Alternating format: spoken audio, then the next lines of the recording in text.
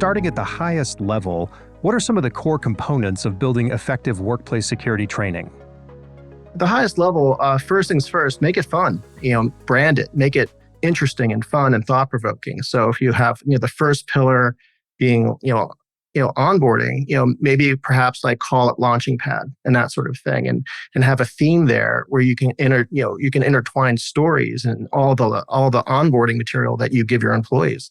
Same thing with training. Maybe instead of just calling it the training program, you call it rocket ship. It's something that people sit in, it takes them to another destination. And then for the professional development program, which is a third pillar of the whole program, is professional development, and maybe perhaps call that Galaxy Quest. Where they'll reach the heavens and the stars by building upon their knowledge and all their professional acumen. So I think that's essentially the biggest elements of the foundation, at least, of having a successful program. Well, do you have any other memorable experiences around training that are maybe outside your current role that you could share? I wasn't a very confident teacher when I first started. And I'll tell you what made me confident was, I remember it was before I was going to teach my first class to a bunch of military officers. They were lieutenant colonels and above.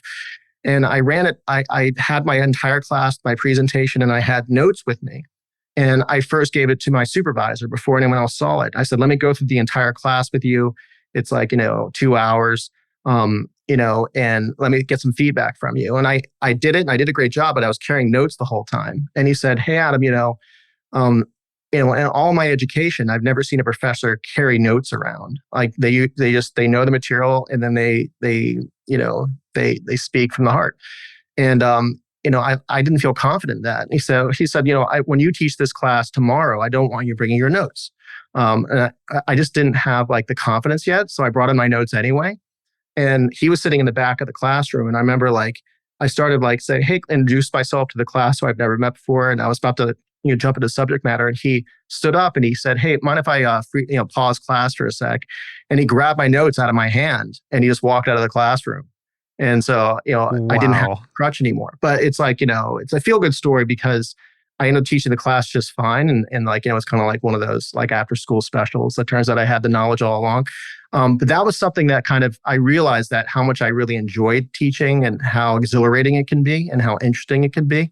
So, if your other listeners are having reservations about building an effective program, and there might be a variety of reasons for that, I would say just jump into the deep end with both feet, and you'll find your teaching voice. You just got to be confident and really learn from people who are excellent teachers and ask them for advice. They're always happy to give it.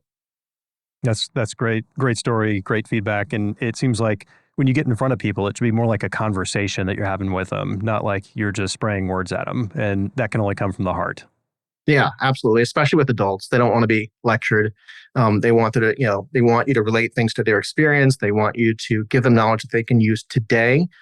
They want to be, play a part in the development of your learning objectives. So sometimes you make it a communal thing. As you're teaching in class, you said, based off this subject matter, what do you think our learning objectives should be today? And then you write them up on the board. When you're having a class facilitation, I know that's kind of old school, but that's something I found particularly helpful. Yeah, that's ownership right there. Do you have any final thoughts or advice for our listeners on how to improve security training or just safety in general at their organizations? Anything you're really passionate about? Yeah, I would say truly invest in onboarding, training, and development. When it comes to safety and security, it's really going to benefit the organization. I really want to also reiterate how important it is in all of your training and learning experiences, incorporate two major elements. One is a feeling, like an emotion that you want your learners to have while they're going through the experience, because that will help them remember it, and it will determine whether they liked it or disliked it. And the other thing you want to incorporate is a story. If you could figure out a way to incorporate the story, people will remember stories more than they'll remember content. So it always pays to really put the work up front and bake in your emotion, your feeling, and your story in every training experience that you deliver.